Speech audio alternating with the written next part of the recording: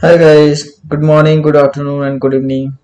Myself Ram, and we are discussing about Stream API. So this is continuation of that. And in last session, we have seen different ways to create a stream in Java. And now in this session, we'll see different intermediate function that how we'll use in our application. So I'll suggest guys, if you haven't watched previous videos, so please go through that. You'll find the link description below. So without wasting time, let's get started. So here I have created few objects that will be used to test all these methods. So these are the methods which we are going to see: distinct, sorted, limit, escape, map, flat map, and filter. These are as intermediate method. The speciality of intermediate method is after performing the operation, it will return stream back, so that we can call nested method. So let's see. So we'll see the very first is distinct method. So as we can see, this is variable number array which we have a set of numbers. So in that we have duplicate number also, that is 4 and 6. So distinct will remove duplicate from the stream and it will return the unique values having stream. So let me go ahead with that. So this num is primitive data type. So for that we have to use arrays class to create primitive array. So we have to use arrays class to create a stream for that. So let's use this arrays class. On top of that, let's call a stream method and pass the variable. So now our stream is ready. On top of that, we'll call on this stream we'll call distinct method. So distinct method will remove all the duplicate value, and here I'm using terminal method, that is for each, to print each value. So to print each value, so this terminal method I'm using here. So let's save it and run this code and let's see. So here we got the distinct value only. It removes the duplicate from this array and it given only unique value. The next method is sorted method. So we can use the stream feature and we can call sorted method on top of this distinct method. So because every method, intermediate method, is returning a stream type, so that we can call as much as we want based on our business need. So here I'll call as sorted method. So for sorted we have two method, two overloaded method, one having comparator as argument.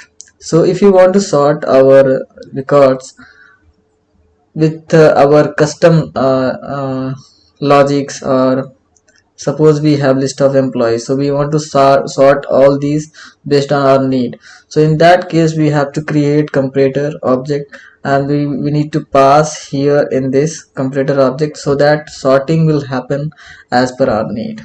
But here I'm not going to create any comparators. I'll use the first one, sorted method. So it will sort this array in natural order.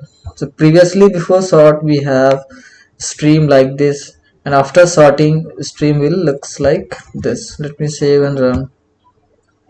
So now it got sorted. So this line have created a stream. On top of that, this line remove the duplicate, and this line sorted the values of a stream, and this printing the stream. Now the next method is limit. So limit says that if we want to limit our stream size, so we'll pass the value, so that if you want to get from initial to some up to some limit, then we'll pass the desired limit. So on this top of that, I'm calling the limit method, and here I'll specify the max size, how much element we want from starting to that. So I'm specifying as 3. I want to get just 3 elements from starting, so I'll add like this and let me run this. So now we got only 3 elements, and this from starting. Similarly, skip method also do the similar behavior, but it will skip the elements from starting up to the specified limit. So here I want to skip before applying skip. Let's see how much record we have, how much element we have. 5 element. I want to skip first 3 element or first 2 element. So in that case I'll call as skip. I want to skip first 2 element. It's fine. Let's save and run. So it skipped the first 2 element and returning rest of the element into the stream. Now we have map. So map will be used in real time in the sense if you want to apply similar behavior to the stream objects which we have in stream to all object. If you want to apply similar behavior to all object, in that case we'll use map. So let's see how we'll use map here. So here we got the sorted object, and my requirement is I want this stream all elements should be multiplied by 2. I want the stream having those elements which will be multiplied by 2 of these elements. So let's do that. So how it works, so I'll call map method. It will pick each element from the previous state of stream. So each element it picked, on this each element we are applying a behavior. Behavior would be multiplying each element by 2. So this behavior will be applied to each element and this will be returned back to the stream. So now whatever elements we got in the stream, so that will be multiplied by 2. Let's run this. Let's see. So here all the elements got multiplied by 2. So the second one is flat map. So to demonstrate this flat map, I have already created two lists, even list and odd list, and I created new list that having all these two lists. So let's see how this number list object will look like, so that we can easily able to understand what flat map do apart from map. So map will deal with each object which we have, irrespective of nested or not. If object is nested, then we may not be able to apply the similar behavior to nested object because that may have different data type, something else. So in that scenario, to apply similar behavior to all, we'll use flat map. So let's print first the state of this number list, and let's see, this is the before flat map. Before flat map. Let me copy this, and now let's run this. So this is our object. So this is the array. It have two object, two are nested object. First one is even element list, even value list, and second one is odd value list. So one object, one list having two object, those are list and those are even and odd. So if you if you want to multiply similar behavior to all, then in this case we have to go to the deeper level.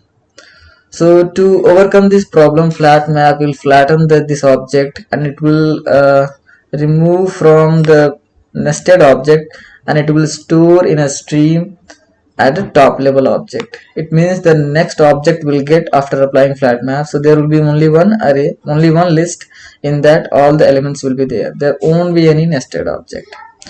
So let's implement that and let's see how it will be done. So let me copy the previous one.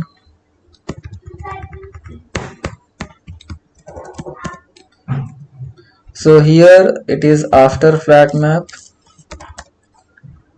and let me split to the another line so that we can easily able to understand what I am doing here. So this is the list which we have. I'll create a stream on top of this. Now stream is ready for us. Now on top of that I'll call flat map method, and this flat map method will pick each nested object. It means list as we have now, and on that it will pick all this element removed from the nested object and put into the stream of global object for this list. So this list dot stream, so now it retrieve from nested object and put it into the first object. And now I want to return this object as a list so that we can compare here, because earlier whatever we are printing, that is list, and what we got here, these are the stream, not list. So to convert this into list, we'll call collect method. So it is whatever the output we got, so on top of that we'll call collect method to collect all the values. And to support this, we have collectors class, and this will call toList method to collect it as a list. So now here we have did with this. Let's see the output. So now output is as expected. Now we have only one list that having all the elements. There won't be any nested object. So in real time we'll use flat map for this purpose, because in real time we may have nested object as well. So this will be helpful to manipulate our data and to perform our business logic. The next one is filter method. So for filter method, I'll be going to use this custom object which I have created here. So custom object in the sense this employee list. So on top of this employee list, I'll be using filter. So I have already created object of this employee list. I'm going to use the same for further. So here I'll create a stream for this. Stream got created. On top of this, I'll call as a filter method. So filter is not flat map filter. Filter. Filter is expecting predicate. Predicate is the nothing but a statement which will return true or false value. So what it will do, it will loop through the each record of the list and try to satisfy the condition. If the condition is written true, then that record will be included in the stream, otherwise that will be excluded from the stream. So here we have employee, so let's do employee. We got each employee record, and on top of that I want to filter those employee who belongs to PI department. So let me add the condition for this. Emp dot get department. On top of that, those are equals to PI department. So now this will return true if record belongs to PI department. And on top of that, I'm trying to print each element who are there in this stream after applying the filter. So for that, let's do for each to print each employee. Emp. So now we are good to go. Let's run the code, and here it is.